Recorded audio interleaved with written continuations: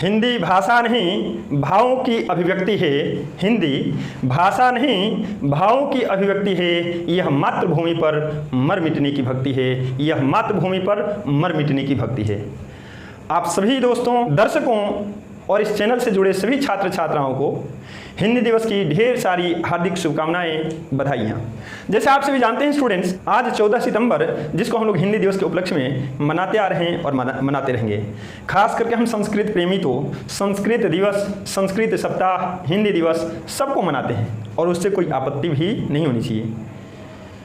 अब जहाँ तक बात रही स्टूडेंट्स हिंदी दिवस की, तो यह संवैधानिक रूप में यदि देखा जाए तो इसको 1949 ईस्वी में 14 सितंबर के दिन ही आधिकारिक रूप से इसको राजभाषा का दर्जा दिया गया था और पुनः यह विचार विमर्श करने के बाद 1953 ईस्वी से इसे हिंदी दिवस के रूप में मनाया जाने लगा। जहाँ तक बात रही कि सर आप संस्कृत के हैं फिर हिंदी दिवस मना रहे हैं, स्टूडेंट्स यह आपको जानना चाहिए कि संस्कृत जो है वह सभी भाषाओं की जननी मानी जाती है। इस प्रकार यदि देखा जाए तो हिंदी और संस्कृत में माता पुत्री का रिश्ता है।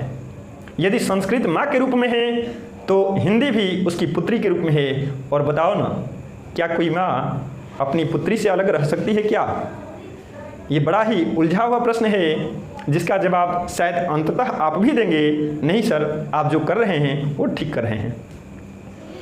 आइए स्टूडेंट्स, इस उपलक्ष्य में हम कुछ विशेष बातों को जानें। कुछ लोग कहते हैं कि हिंदी दिवस के दिन ही हिंदी बोलने वाले लोग आते हैं और हिंदी दिवस के उपलक्ष्य में कभी कभी कुछ लोग बोल जाते हैं कि हिंदी बोलने में अंग्रेजी, उर्दू, फारसी, अरबी इन सभी शब्दों का प्रयोग नहीं होना चाहिए। मैं बताना चाहूँगा कि सांस्कृतिक और सामाजिक एकता, सामाजिक समरसता को बनाए रखने में हिंदी की जितनी बढ़िया भूमिका है स्टूडेंट्स, उतना बढ़िया शायद किसी भी भाषा का नहीं। एक तरफ जहाँ संस्कृत को देवभाषा के नाम से जाना जाता है, वहीं हिंदी हमारे लिए मातृभाषा का काम करती है। और स्टूडेंट्स बड़ी दुख होता है कभी कभी यह जान करके कि कुछ लोग इसे मातृभाषा न कह करके मात्र इसे एक भाषा समझते हैं। मातृभाषा नहीं बल्कि इसे मात्र एक भाषा समझते हैं। यह बड़ा ही दुखद हो जाता है। स्टूडेंट्स एक बात मैं बताना चाहूँगा, स्वामी विवेकानंद के साथ घटी एक घटना है। एक बार इंग्लैंड का व्यक्ति उनसे मिल गया तो उसने अंग्रेजी में बातें करनी शुरू कर दी। विवेकानंद जी हमारे हिंदी भाषा में बोले, कुछ उसके प्रश्नों का जवाब इन्होंने हिंदी भाषा में दिया। इंग्लैंड वाले को लगा कि शायद ये जो विवेकानंद जी हैं इनको शायद अंग्रेजी की अच्छी जानकारी नहीं है, इसलिए इन्होंने हिंदी में बोला। वह बंदा क्या किया कि तुरंत टूटी फूटी हिंदी भाषा में, इंग्लैंड वाले लोग बहुत बढ़िया हिंदी नहीं बोल पाते, कहीं कुछ सीख लिए तो सीख लिए और उसी के आधार पर कभी कभी टूटी भाषा बोलने लगते हैं। टूटी फूटी भाषा में उन्होंने फिर अगला प्रश्न किया, यह जान करके कि शायद विवेकानंद जी को इंग्लिश नहीं आती। अब संयोग ऐसा हुआ कि उसने हिंदी में प्रश्न पूछा, इन्होंने उल्टे उसे अंग्रेजी में उत्तर दे दिया।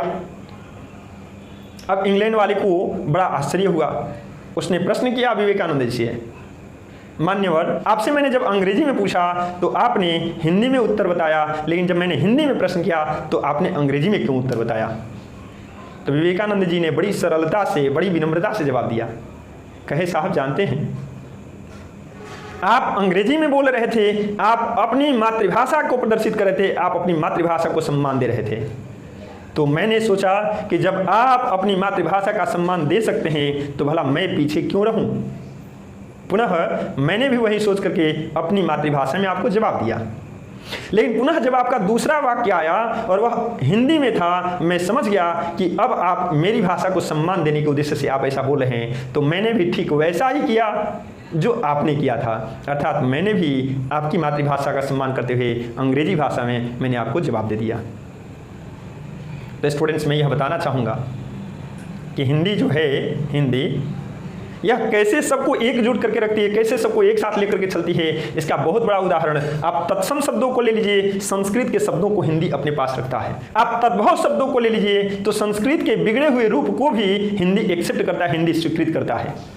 देशज और विदेशज तो आपने सुना ही होगा। देशज की चर्चा नहीं करेंगे, देश में जन्म लेने वाली भाषाओं के बारे में आप भी जानते हैं, लेकिन जहाँ तक रही विदेशज की बात, तो विदेशों से आने वाली जो अंग्रेजी है, फारसी है, उर्दू है, अरबी है, अन्य भाषाएं हैं, सब कोई अपने अंदर विदेशज के तहत समाहित किए हुए है। कौन है इतनी त्याग तपस्या वाली भाषा, जरा आप हमको बताएं ना।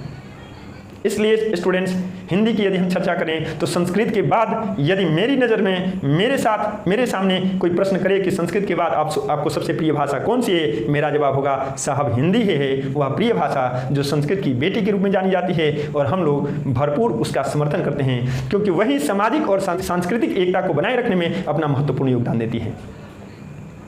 बात करें हम अंग्रेजी वालों की, जरा आप भी सोचिएगा, चाहे अंग्रेजी के जो भी विद्वान मेरे वीडियो को देख रहे हों, आपकी अंग्रेजी को भी हिंदी ने एक्सेप्ट किया है।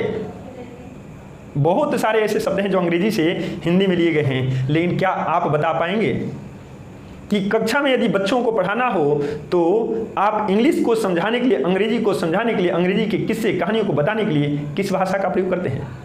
साहब हिंदी का ही प्रयोग करते हैं। तो फिर हिंदी के जानकारों के सामने हिंदी में बात करने में आपको भला कैसी भी बदा आ रही है। इसलिए मैं चाहूँगा, ये मेरा करबद्ध प्रार्थना है उन जानकारों से, उन विद्वानों से, मैं पुनः कह रहा हूँ कि आपसे कोई चिढ़ नहीं है, आपसे कोई भाषाई द्वेष नहीं है, लेकिन कम से कम इन परिस्थितियों को तो ज़रूर जानें।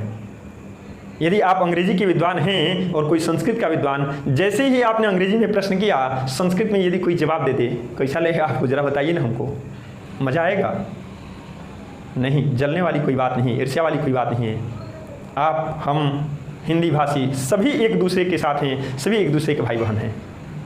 इसलिए मेरी यह प्रार्थना रहेगी, मेरा यह अनुरोध रहेगा, मेरा यह विनय रहेगा, विनम्रतापूर्वक आपसे कहना चाहूँगा कि कम से कम उन परिस्थितियों को जानते हुए, जिन परिस्थितियों में बोलना उचित हो, आप खुल करके बोलें।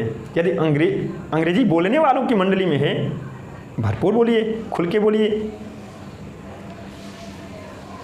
और यदि हिंदी वाले लोगों के पास जाएं, संस्कृत वाले लोगों के पास आएँ, तो उसी ढंग का व्यवहार करें जो आपको भी अच्छा लगता हो।